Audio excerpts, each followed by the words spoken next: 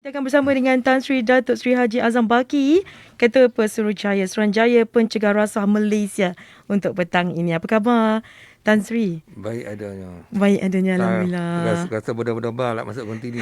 Sebab kau suruh dia cakap ni 9 ni payah sikit lah. Tak ada apa Tan Sri, sebab apa? Semua rakyat Negeri Sembilan ni tengah mendengar. Untuk tahu dengan lebih lanjut tentang topik kita petang ni Tan Sri. Secara santai je sebenarnya. Tolak rasuah rezeki berkat waris hebat. Kalau tengok pada tajuk tu, Wagi itu kira ayat klasik lah tu. Ayat klasik lah tu kan. Tapi bahasa Negeri Sembilan kau lain sikit pada saya lah. Apalah? Gombeh dengan Kuala Pilah ni tak boleh berjumpa. Maknanya kan Tan Sri daripada orang Kuala Pilah.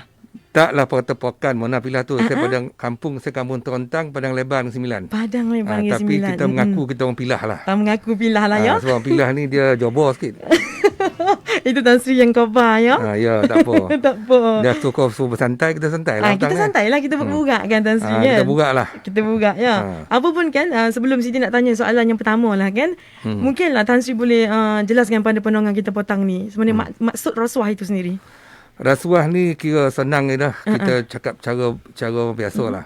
Maknanya satu orang yang ada kuasa, dia menggunakan kuasa dia untuk mendapatkan sesuatu dengan cara dia menyalahgunakan kuasa. Tu masuk rasuah.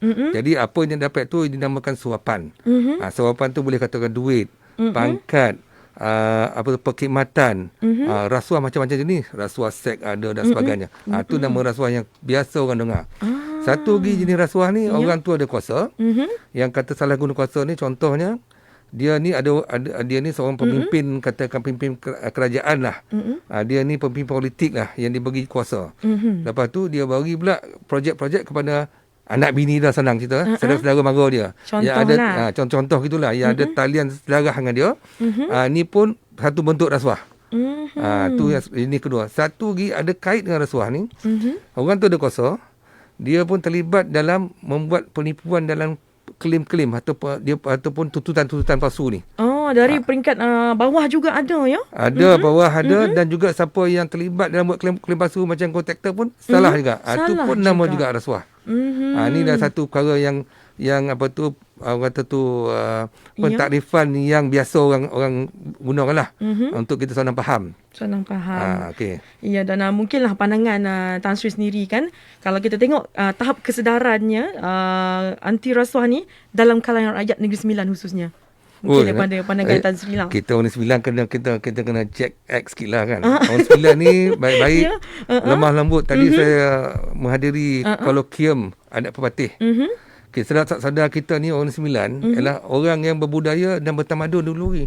Jadi dia ada kaitan tu juga. Bila tahap kesedaran ni, dia lebih sikit pada orang lain.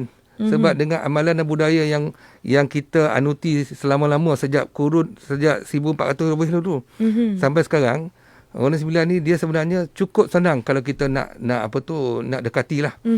Tahap kesedarannya tinggi kat sini. Sebab tu kes-kes Negeri Sembilan ni tak setinggi mana. Tidak setinggi mana lah. Dan tak seteruk mana. Berbanding dengan pembangunan kita di sini. Tadi saya sebut kat you tadi kan. Ya, betul. Tentang macam mana, sebab you umur muda ni, umur 32 tahun kan. Bukan rahsia umur tu ya. Bukan rahsia. Jadi pembangunan di Negeri Sembilan ni kan melimpah ruah sampai ke Nilai. Sampai ke Port Dickson. Sampai ke sepadan Melaka. Kalau di Seremban ni saja dulu, asal di perumahan yang paling besar dulu dua je.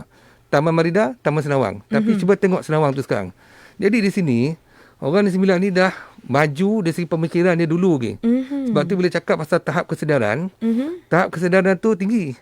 Dia bila kita tengok trend-trend yang berlaku dalam kes-kes rasuah di Negeri Sembilan, sejak Negeri Sembilan ni ada BPR sejak 1967 dulu, dia tak adalah terlalu teruk sangat. Yang mana di sini ada kes-kes yang besar-besar sampai tertangkapnya orang kata orang politik ke. Ini berprofil tinggi. Berprofil tinggi ni. Profil tinggi tu ayat yang biasa saya guna masa belajar London tu. Jadi kan kes-kes yang besar-besar lah. Kalau orang putih kata grand corruption tu. rasanya tak ada berlaku sangat Negeri Sembilan ni. Di Negeri Sembilan. Tapi tempat lain ada. Iyalah. Ada negeri tu kecil je. Tapi berlaku ni ketangkap, exco, menteri besar dia semua ada. Semua berkait sebenarnya. Di negeri itulah saya tak nak sebut. Iyalah. Nanti kan jadi sejarah pula negeri tu. Okay. Jadi bagaimana pula kan kalau kita tengok hubungan kerjasama Kerajaan Negeri Sembilan dengan SPRM sendiri? Kerajaan negeri ni memang kita boleh puji lah. Terutama pejabat setiausaha kerajaan negeri yang beri kerjasama dalam bidang baik. Baik dari segi kita ni menjalankan siasatan. Dia tidak ada melindungi mana-mana pegawai dia lah. Dia akan bagi kerjasama. Yang kedua dari segi kempen-kempen pencegahan kita dan juga pendidikan masyarakat kita. Program-program kita buat memang cukup cantik lah dengan Kerajaan Negeri Sembilan ni. Dan juga jabatan-jabatan lain. Saya boleh juga nama-namakan jabatan yang tertentu yang ada usaha dia dalam untuk membersihkan jabatan dia. Contoh PDRM pun bekerjasama baik dengan kita. Immigration bekerjasama baik dengan kita. Kabinet KK pun begitu. Jadi kalau dia nampak perkara-perkara macam rasuah nak berlaku di jabatan dia, dia telefon pengarah saya ni. Telefon pengarah saya untuk tengok.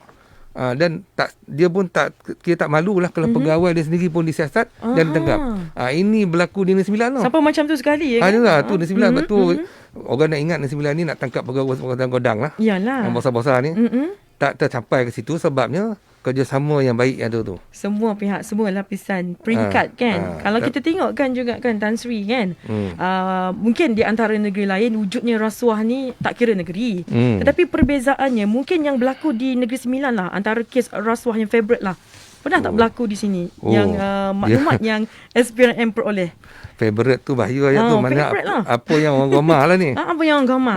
Yang ramah ni macam-macam. Tapi ayat ramah ni banyak kira susah saya nak sebut anda.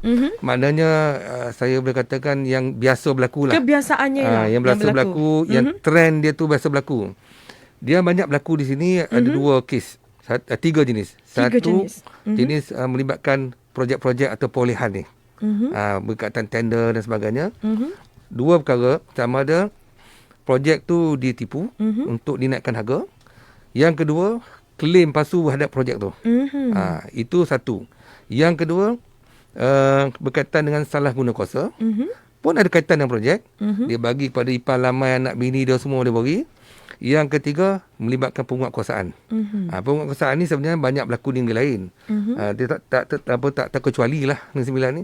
Pegawai-pegawai yang diberi kuasa untuk menguatkuasa undang-undang ni pun banyak terlibat. Jadi, sebab itu dalam sektor pelakuan rasuah ni kita telah telah pecahkan pada 3 sektor. 3 sektor. Rasuah ni ada 3 sektor. Satu, rasuah berbentuk perolehan, rasuah berbentuk penguatkuasaan, rasuah dalam bentuk nak kata bercakap putih grand corruption lah. Grand corruption, ya. Bahasa Negeri tak ada grand corruption. Iyalah.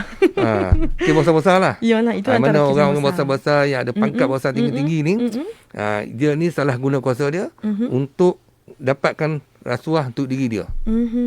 Itu yang cerita lah. Ada di Negeri Sembilan pun ada jenis-jenis macam tu. Cuma skala dia tak besar lah. Skalanya tak besar. Sebab ramai juga yang keliru sebenarnya kan, Tan Sri. Ada kalanya kita memikirkan seseorang tu mendapat hadiah ni bukan rasuah. Itu perkataan yang selalu acap kali digunakan. Sekiranya kita ni nak diberi rasuah atau pemberi rasuah. Jadi pandangan Tan Sri sendirilah. Tengoklah hadiah ni macam ni. Kalau ikut betul-betulnya, hadiah ni boleh dikatakan rasuah kalau ada kaitan dengan urusan resmi dia. Sebagai contoh, apa nak senang, seorang engineer lah. Kan marahlah engineer kan. Tak apalah macam ni. Seorang pegawai SPRM lah senang. Kan marah pula. Contoh. Dia ni menyiasat kes. Dalam siasatan kes tu, ada orang tu belanja. Dia tak minta. Orang disiasat tu belanja minum. Belanja makan. Mungkin minum teh sikit tu tak apalah. Tapi dia bawa melancong. Main golf. Yang itu dia tak minta pun. Bila dia terima, merupakan satu kesalahan. Kesalahan kalau di bawah undang-undang ni satu undang je. Satu Seksyen 165 Kanun Kesesaan. Undang-undang Seksyen 165 ni, undang-undang daripada India dulu kita buat masuk sini. Dalam Kanun Kesesaan, di mana-mana disebut tu penjawat awam menerima apa-apa benda berharga walaupun tidak minta. Melakukan satu kesalahan. Yang dikatakan hadiah-hadiah begitu, yang kata tu tak munasabah lah. Tiba-tiba pula kan? Ada contoh satu orang ni. Ya.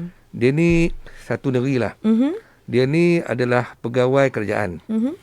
Dia sedang buat proses lah untuk satu syarikat ni untuk dapatkan satu kontrak. Ya. Tiba-tiba dia diberi satu buah Mercedes-Benz. Wah. Hadiah Mercedes-Benz. Ui, iyalah. Syarikat tu. Dia tak minta. Ya. Dia kata saya tak minta duit ni. Kereta ni. Tapi masalah dia guna. Bila masa dia terima tu, walaupun tak tukar nama dia, pun salah. Itu dah dikira Itu dia kata hadiah yang tak boleh terima. Hadiah yang boleh terima ni ada juga. Jadi macam kita lah. Takkanlah pegawai saya pergi kampung-kampung, kan musim durian. Tak boleh terima durian tak? Bukan ni lah. Dia makanlah sulih dua tu. Ya. Orang kampung belanja minum kan. Kan kata orang ajar pula. Tak ya. kan. Lebih pada adab dan sopan lah kan. Tak beradab pula. Tapi kalau dia ambil selori durian, nak durian musangking, sebiji musangking tu pun dah 100 lebih. Tu dah lain. Itu dah lain. Tu tak boleh. Dia sulih boleh lah ya. Sulih dua boleh. Jadi yang munasabah lah. Yang munasabah. Jadi undang-undang ni logik lah. Perkara yang logik. Ikut hukum akalnya lah. Hukum akal lah. Benda-benda yang tak munasabah tak boleh lah. Misal kata dia siasat orang ni, dia bernikah pula nak ada orang tu. Itu tak munasabah. Itu kena jaga-jaga. Itu perkhidmatan. Itu kena tengok dan lebih lah perhatiannya. Sebab tu kalau tak berhati, telefon lah SPM 9 ni. Ataupun WhatsApp saya. WhatsApp pun boleh ya? Telefon saya ni orang tahu. WhatsApp lah tanya. Tu tak nak sebut nama Tan Sri pun tak apa. Cik Azam. Ni kalau ni apa salahnya? Saya kata saya jawab. Hari-hari saya jawab telefon. Ada yang bertanya ya? Ada. Saya sebab tu saya ni tak tidur sampai ke pagi sebab jawab telefon. Bosan tanggungjawab. Bosan tanggungjawab Tan Sri. Orang pilah cakap tu lah. Yalah. Dia jawab sikit. Jawab sikit. Apa pun kan Siti nak tanya banyak lagi soalan pada Tan Sri. Boleh. Kita berehat seketika Tan Sri. Okay. Kita dengar lagu dulu. Okey. Ni lagu permintaan Tan Sri ni. Apa nak dikata? 2.20 minit petang saudara, 3.20 minit petang. Kita masih lagi bersama-sama dengan tamu yang cukup istimewa. Tan Sri Datuk Sri Haji Azam Baki, Ketua Pesuruhjaya Suruhanjaya Pencegahan Rasuah Malaysia. Kalau tadi kan kita sebut tentang rasuah dan macam mana boleh dikategorikan rasuah itu mengambil hadiah dan sebagainya. Ini Siti nak tanyalah pada Tan Sri sebenarnya kan. Kalau kita kajik-kajik dulu, Wan kita, mak kita selalu posan. Kalau kita ni gaji kita ni sederhana, kau jangan pakai kereta mahal bona. Nanti dia koja, dek mata-mata dia koja. Dek pencegahan rasuah. Betul tak Tan Sri? Bila mak kau sebut tu? Masa dulu lah. Masa dulu. Siti tak adalah. Hebatnya BPR ni. Ya. BPR ni tubuhnya pada 1 Oktober 1967. Umur BPR ni dah 54 tahun dah. Mana bila mak kau sebut tu, betul mak kau ikutilah BPR ni. Betul. Hebat BPR ni lu masa ditubuhkan pada 1967 lu kan. Ya. Masa tu dia boleh, saya baca buku tu kerana nanti saya buku tu. Saya tanya orang sejarah orang-orang yang lama. Sebab saya masuk BPR ni pada 24 84. Jadi diam sajalah nak promo di sini kan. Diam tak diam dah. Masuk tahun ke-37. Tahun ke-37. Jadi saya ni generasi kedua lah. 17 tahun selepas penubuhan BPR tu. Saya berjumpa dengan lama ni. Ya. Jadi betul lah bila mak sebut tu. Popularnya BPR masa tu. Zaman tu kerana macam mata-mata. Dia bukan kata dia mata-mata polis ya, tu. Bukan. Kalau kau pakai kereta besar-besar tu, ada mata-mata tengok. Ya, betul. Maksudnya pegawai BPR lah tu. Dulu panggil BXN. Ya. Tahun 72 sampai ke 81. Dr. Mahathir jadi PM, dia tukar balik pada nama BPR. Katanya saya lah sama nama BXN tu. Biro Siasatan Negara, cakap orang putih dah pula. FBI. Ya. Federal Bureau Investigation. Macam negara orang putih ya Sam. Patut kita buat topi tu FBI lah.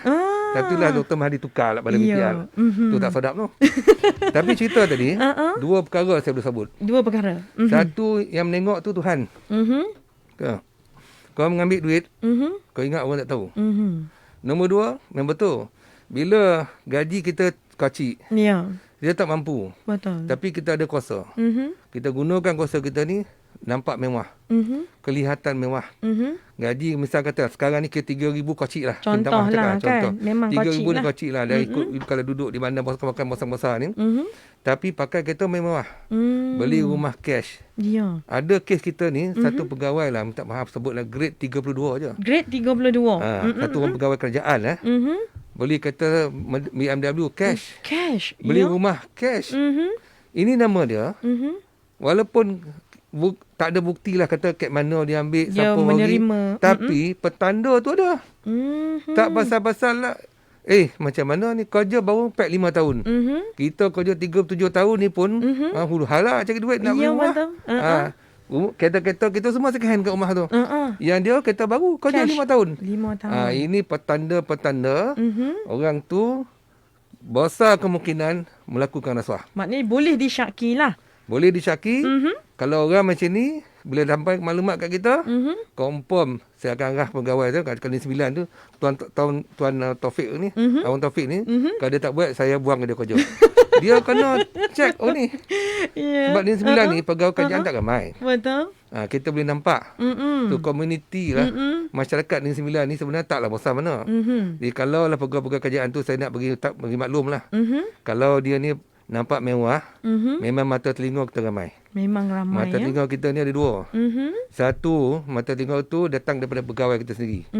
Yang kedua, pemberi maklumat ni. Orang ramai ni, orang baik orang kampung ke, nampak.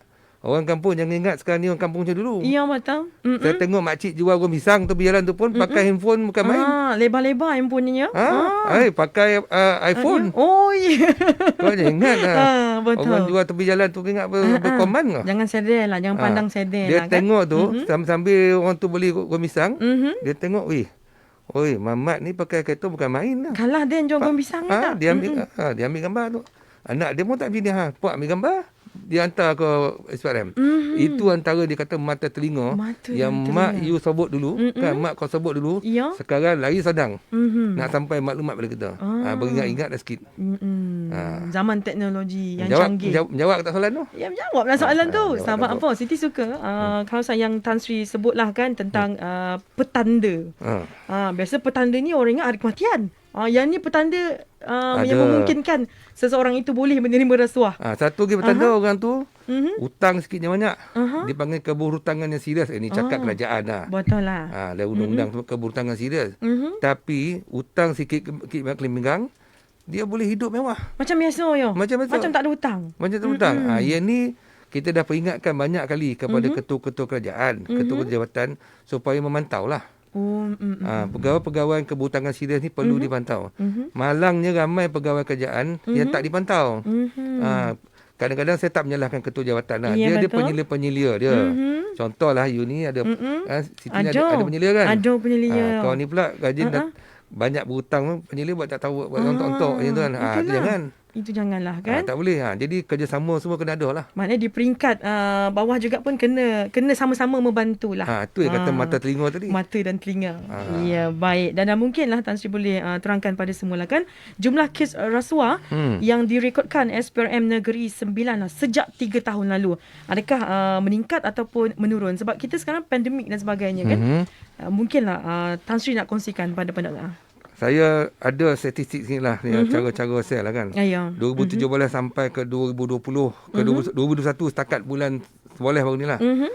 Kalau dari segi kes ni boleh katakan mendata je lah. Dia tak adalah kata naik terlalu tinggi, turun terlalu rendah pun tak. Contoh ni 2017 sampai ke 2021 ni jumlah yang kita tangkap 144 orang. 144 lah. Kan cakap Melayu 144 kan kau salah tulis lah. Ompet lain. Pertuduhan yang terlibat 62 orang. Sabitan yang disalahkan di mahkamah 44 orang. 44. Jadi kalau kita tengok tiap-tiap tahun contohlah 2017 kita tangkap 30. 2018 42. 2019 27. 2020 25. 2021 ni pandemik ni kurang sikit. 20. Tapi lebih kurang lah. Dia tak adalah kata meningkat terlalu banyak, turun terlalu banyak. Jadi lebih kurang sama je lah.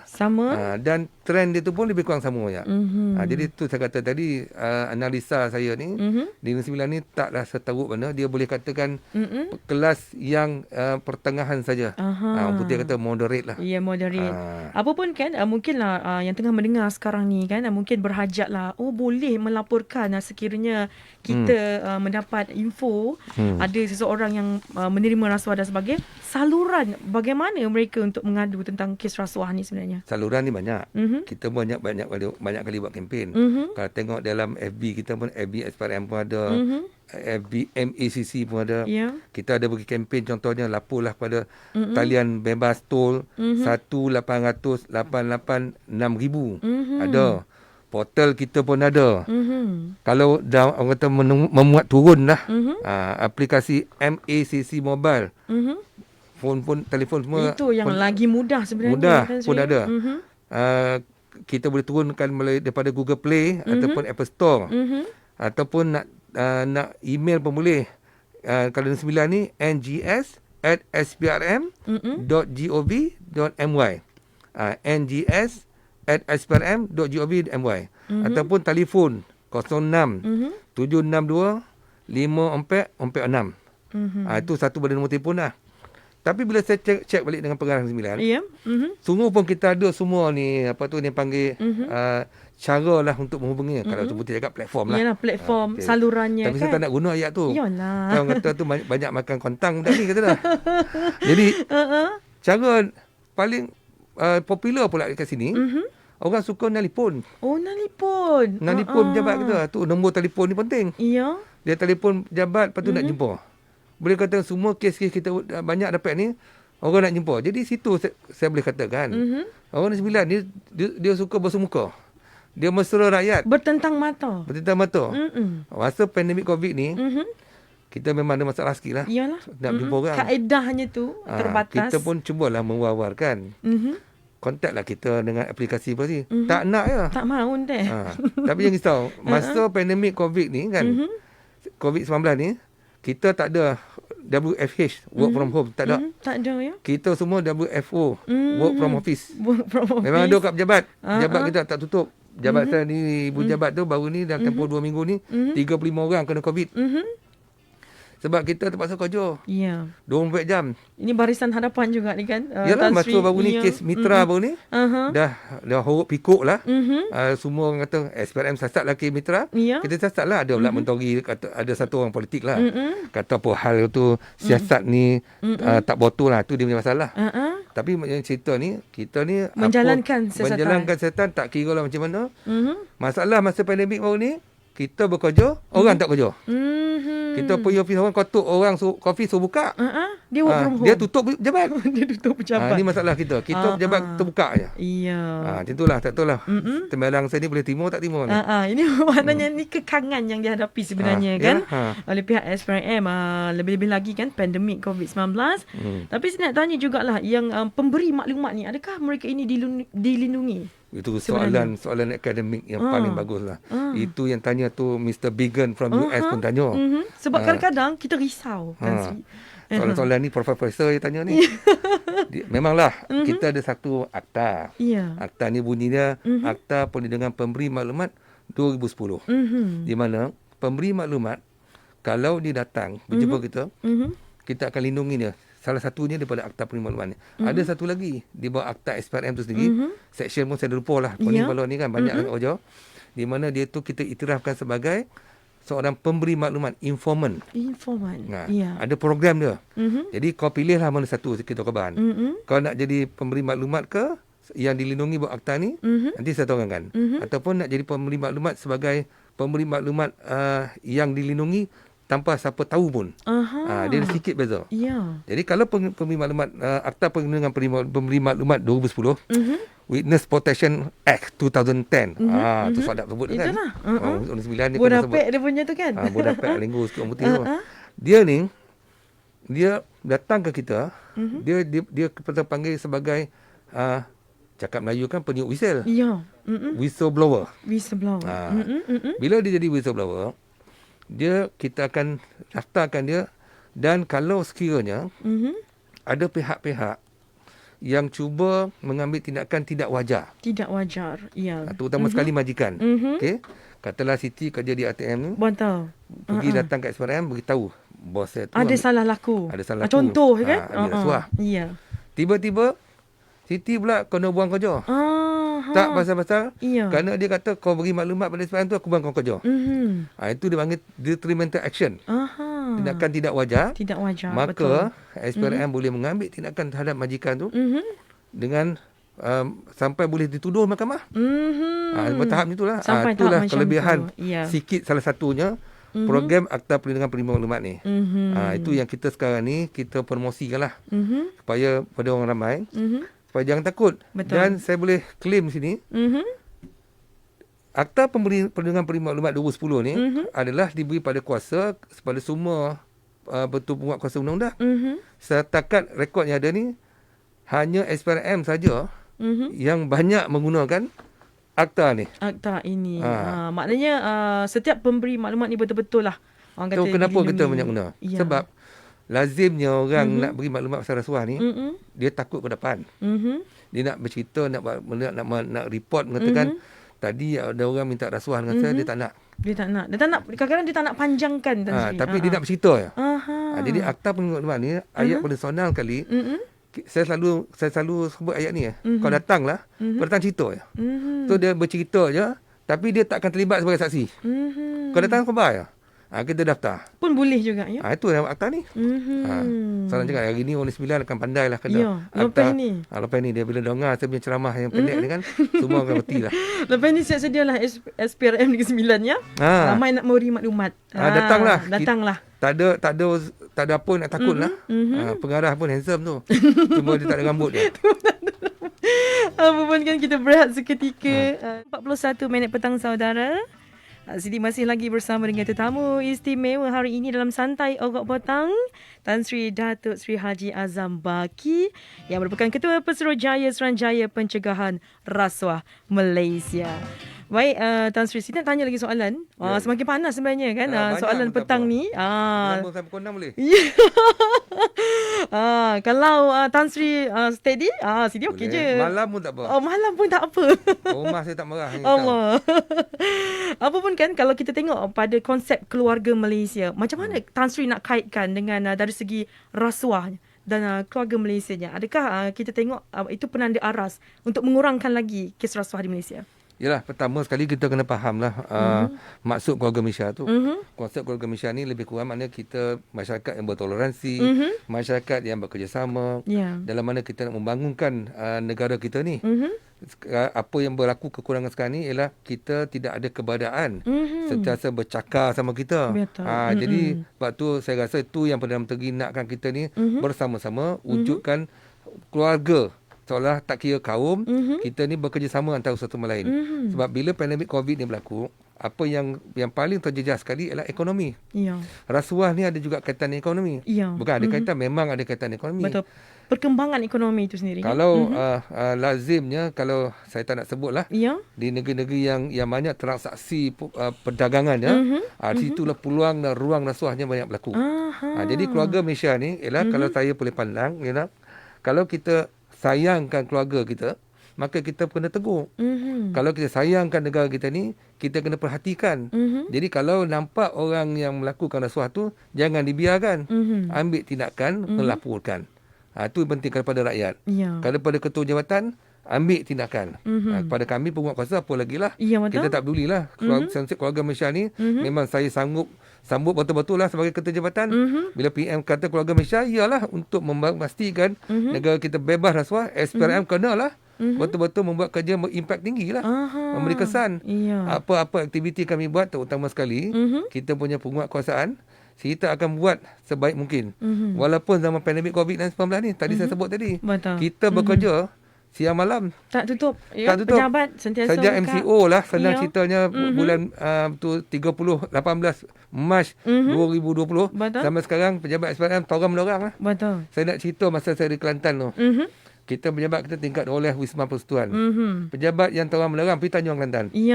Torang menerang daripada pagi sampai petang, tak pernah tutup lampu. Paling bercahaya. Bercahaya. Orang risau. Orang risau. Dia kata, budak-budak PPR ni tak cuti ke? Memang tak cuti. Sampai macam tu. Saya pun macam tu lah. Sampai sekarang, saya tak cuti-cuti. Cutilah korang, SPRM takkan cuti. Maknanya komitmen sebenarnya kan? Tanggungjawab, komitmen kita memang ada. Jadi, cerita keluarga Malaysia ni, satu ayat saya nak gunakan. Jangan pula keluarga Malaysia bersama-sama pula ambil rasuah. Ini tak boleh lah Tan Sri. Satu ayat yang saya selalu gunakan. betul bila ambil rasuah ni dia mengambil rasuah secara bergerombolan ataupun jenayah bergerombolan. Pun ada juga. Memang ada. Itu ayat saya selalu gunakan tu. Di mana ni wujud di kalangan agensi-agensi tertentu, kumpulan-kumpulan tertentu, kalau dia mengambil untuk bersama-sama. Ini bukan keluarga Misha ya. Ini bahaya. Ini kalau boleh elak lah. Elak lah. Kalau kita tengok mesti operasinya pula kan, dan dari segi pendakwaannya dalam SPRM ni, macam mana mereka mengendalikannya untuk proses dakwaan dan sebagainya? Maksudnya dalam pendakwaan proses biasa. Ya, kita sini undang-undang di negara kita ni semua orang faham. Ada pengasingan kuasa. Kerja SPRM dari segi tugas kita menyiasat. Okey, maknanya kita mencegah.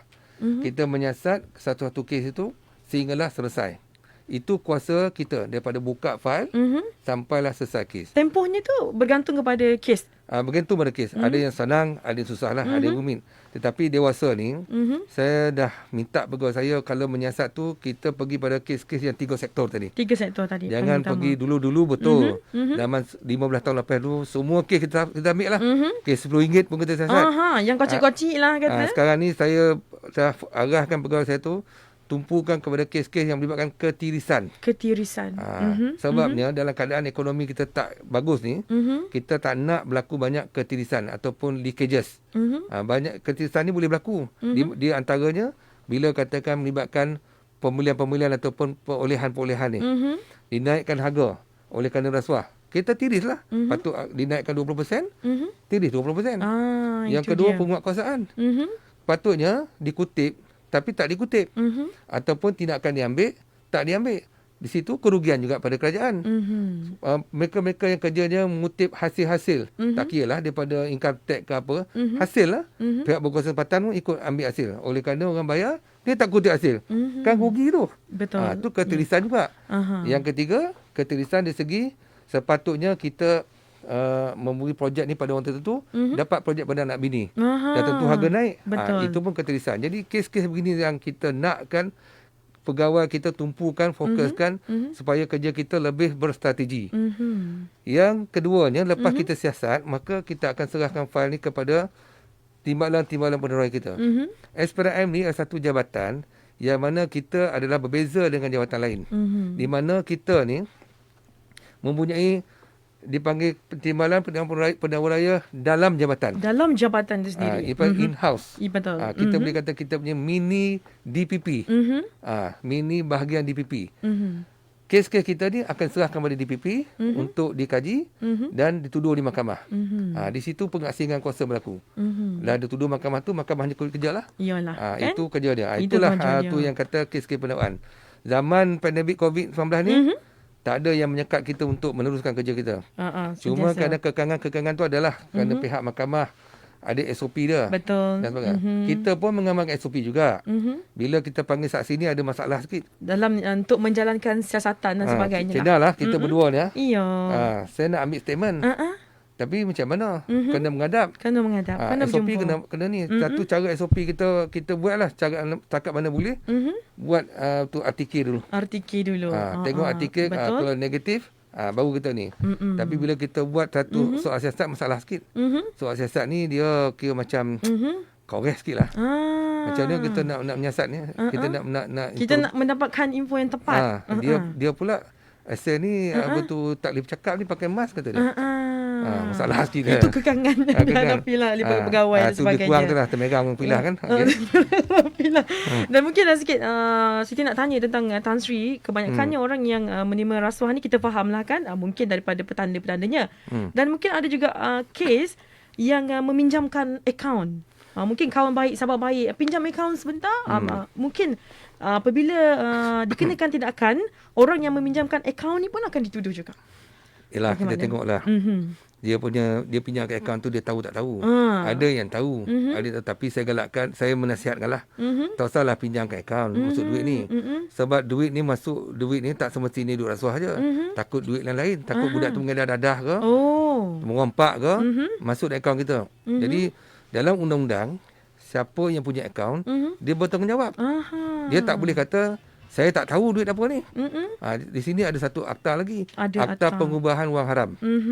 Dalam akta ni saya nak sebut ni. Dia sebut sesiapa yang terlibat dalam pengubahan wang haram juga melakukan kesalahan. Contoh, orang tu dia ambil rasuah. Ambil rasuah kata 2 juta lah katakan. Dia pinjam akaun kawan-kawan. Dia masuk. Iya, betul. Lepas tu dah pinjam akaun tu, dia bagi lah komisen.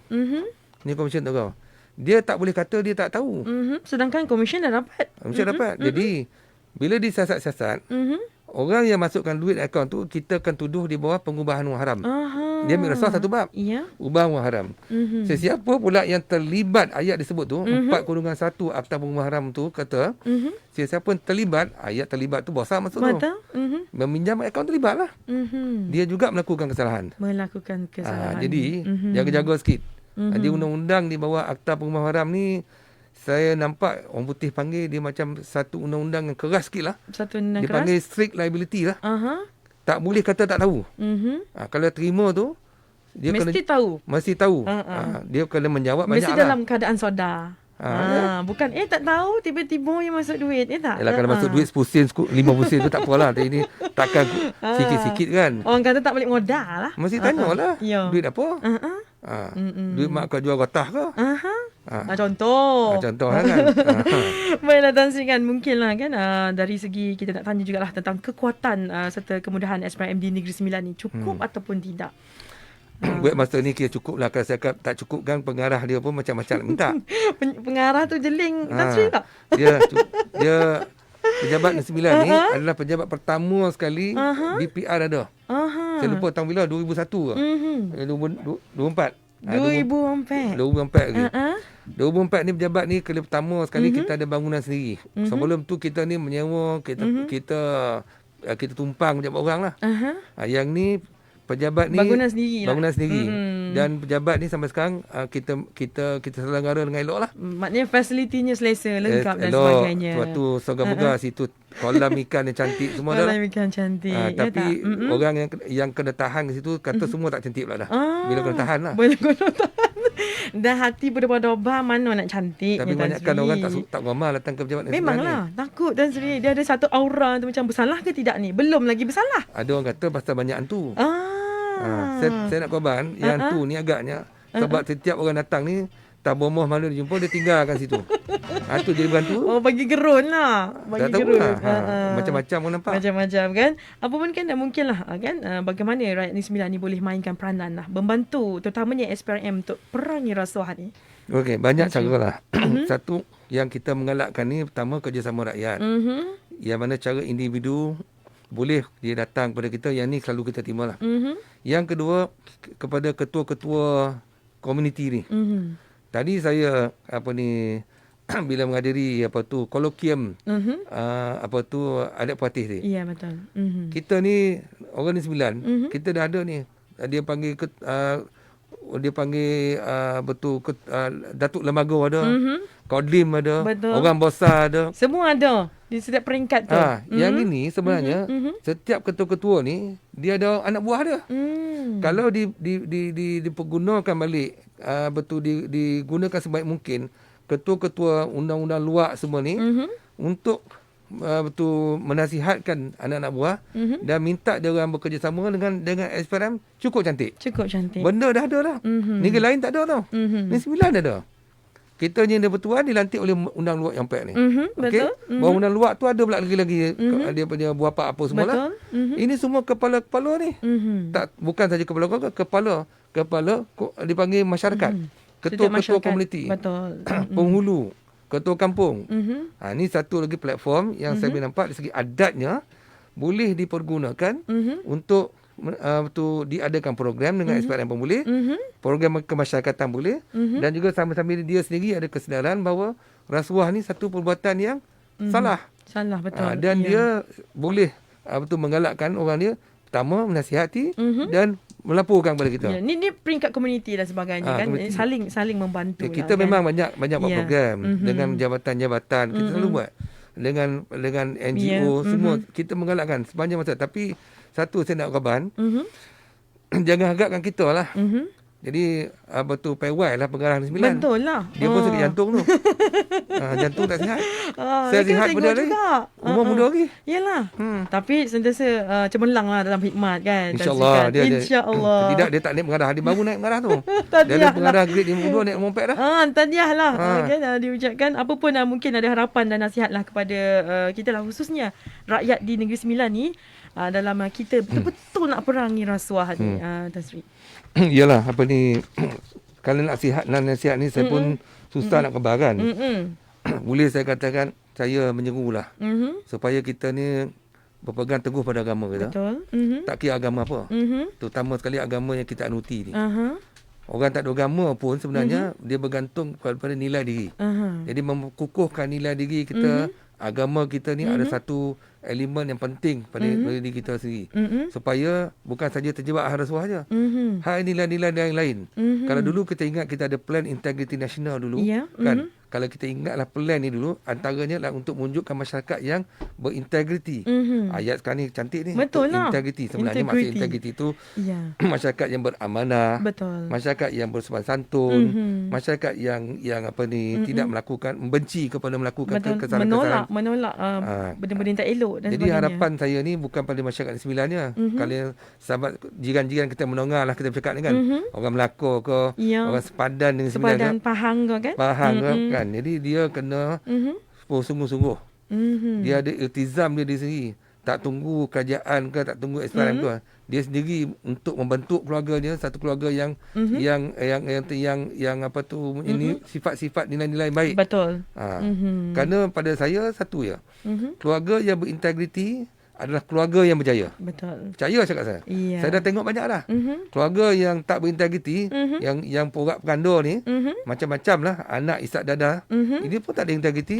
Macam-macam perkara berlaku. Betul. Saya dulu, bapa saya ni sebut lah. Iyalah. Saya pernah tengok lah. Di mana ayah-ayahnya ni, yang kaki korap ni kan, ambil duit ni. Anak-anak dia tak menjadi. Nagih dadah, mencuri. Maknanya, inilah kesan-kesannya. Tuhan tunjukkan di dunia lagi. Di dunia. Jangan kita tunggu akhirat. Sebenarnya Tuhan tunjuk dah. Supaya dia sadar. Jadi ceramah lah kita kan. Itulah. Apa pun betul yang Tan Sri sampaikan pada kita semua kan. Terima kasihlah pada Tan Sri. Tapi kan, Siti nak tanya soalan luar daripada rasuah ni jugalah. Sebelum kita nak tutup, nak menghampiri pukul 4 dah ni Tan Sri. Ada 2 minit gitu. Lagi 2 minit lagi. Siti nak tanya Tan Sri lah kan. Sekiranya Tan Sri ni bukan ketua Persejaria SPRM, kemungkinan Tan Sri sebenarnya minat kerja apa? Saya ada 2 kerja saya minat dulu. 2 kerja? Tapi dua-dua ni sama ada pak saudara saya tak bagi ataupun mak saya tak bagi. Saya dulu nak jadi polis. Nak jadi polis? Tak jadi polis, jadi askar. Jadi lepas habis belajar tu, saya ni ambil engineering. Bukan nak jadi engineer pun, saya nak jadi nak kerja dan askar. Nak kerja askar lah. Soja lah orang kata. Pak saudara kata tak lah. Tak salah kerja askar dalam. Buat ponek je kata. Apa salah? Tak apa lah kau kerja. Sebab ni 9 ni yang paling orang ramah kerja lah. Anak dara pun nak apa tu, mak mutua nak suka lah nak jadi menantu. 2 kerja je. Yalah. Dulu lah. Kalau muda lagi kan. Dulu zaman dulu askar polis dah. Tu 2 ya. 2 ni. Siapa kerja polis, kerja askar, senang buat menantu. Tapi dah itu cuk je lah kan. Yalah. Suka-suka. Tapi memang dulu saya ramah kerja ni. Sebab tu bila tak kerja askar dan polis ni, kerja BPR kan, pun penguat kuasa jugalah. Betul. Jadi jiwa saya ni jiwa penguat kuasa. Jiwa penguat kuasa tu tetap ada lah. Tetap ada. Dan rezekinya pun ke arah itulah sebenarnya. Nampaknya macam itulah, insyaAllah lah. InsyaAllah. Tinggal dah setahun 2 nak pencen ni. Tinggal setahun 2. Tapi sebelum nak tutup lah, mungkin pendengar juga nak tahu kan, hobi dan masa lapang Tan Sri. Sebab apa? Kalau kita tengok kriteria Tan Sri kan, tegas kan. Mungkin orang macam, ni serius ni Tan Sri. Jadi mungkin Tan Sri. Hobi saya sekarang ni, banyak kan saya suka bersukan. Saya naik basikal. Saya betul jalan kaki. Yang ketiganya, saya suka berburak. Berburak dengan orang yang ada ilmu. Orang ada ilmu saya berburak. Jadi saya ni kadang-kadang kita kurang membaca. Sebab banyak hal kita nak baca. Betul, banyak benda nak kerja Tan Sri. Jadi saya suka cari orang pandai-pandai. Orang yang ada ilmu. Orang yang ada ilmu. Jadi bila situ saya akan ambil ilmu dia tu untuk kegunaan kita sebagai ketua jabatan, kegunaan kita diri sendiri. Ini penting sebab kita ni manusia ni ada 2 cara pembelajaran kita, sama kita mendengar ataupun kita membaca. Jadi saya suka banyak mendengar. Banyak mendengar. Saya kurang tengok TV. Mana itu dia sebagai penutupnya. Baik Tan Sri, terima kasih diucapkan kerana sudi bersama kami di Grab FM. Ingat sampai bila-bila dalam santai Orok Potang. Sehingga kita berjumpa lagi, insya-Allah. Terima kasih Tan Sri. Sama.